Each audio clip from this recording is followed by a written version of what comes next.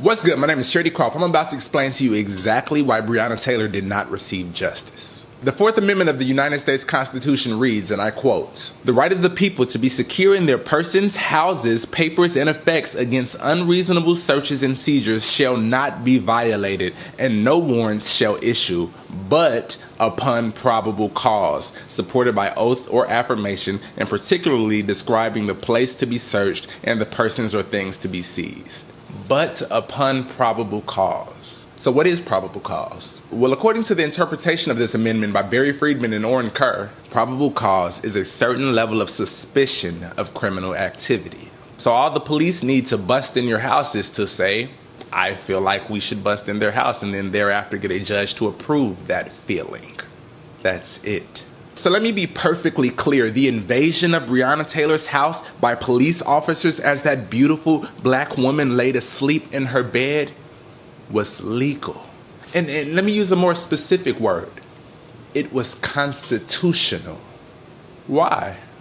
Well, it's because the founding fathers of this country chose to make it legal, and actually not really. Did you know that when the Constitution was written, there wasn't even any organized police forces as we know them today? Policing in the 18th and early 19th centuries was a responsibility of the citizenry, which participated in night watches. Other than that, there was only a loose collection of sheriffs and constables. So this law of the land that makes it legal for law enforcement to bust into your home while you are asleep was written before there was a law enforcement. In fact, the Constitution was written in 1787. I would like you to consider that the light bulb wasn't invented until 1879. So if you haven't done the math, I'll do it for you. The Constitution of the United States that we still uphold to this day and use for huge court decisions such as this one with Breonna Taylor was written almost 100 years before there was electricity.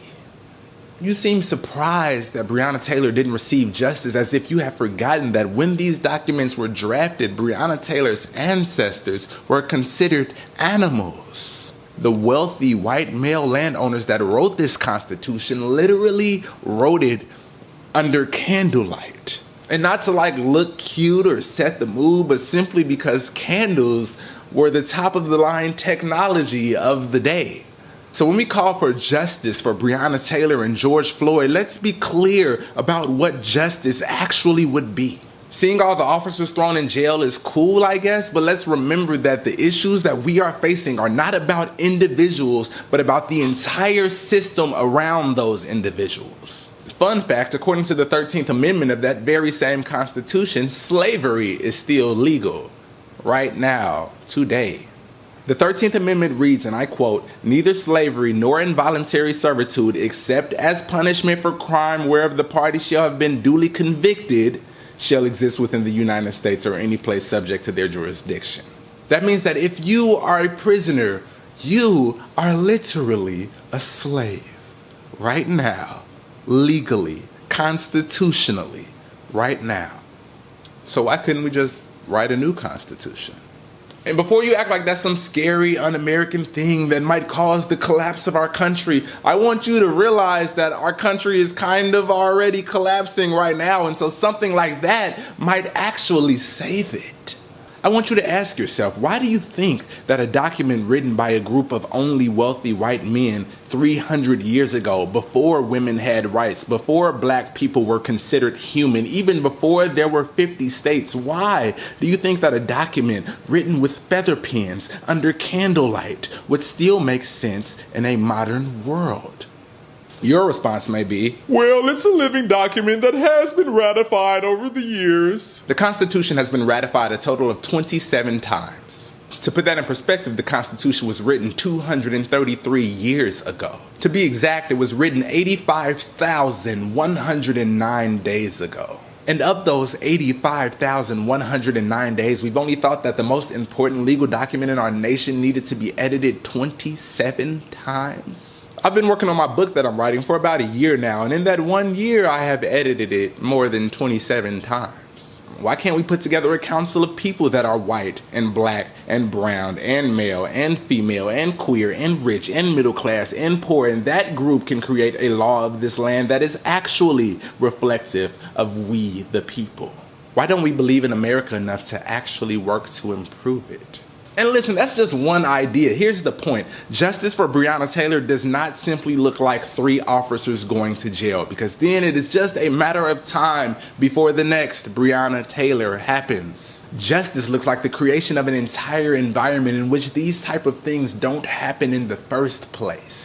Instead of ramming your way into a black woman's house in the middle of the night because you think that there might be drugs, how about we dedicate our resources to undoing the socioeconomic conditions that cause people to sell drugs in the first place? Police are trying to view themselves as warriors fighting against the bad guys, never once realizing that the actual problem is not these individuals, but rather the society that creates them.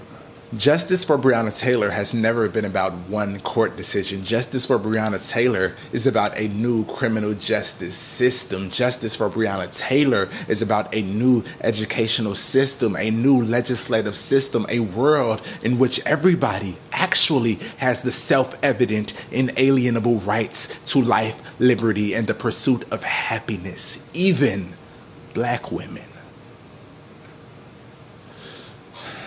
I love you. Yo, I got a special announcement.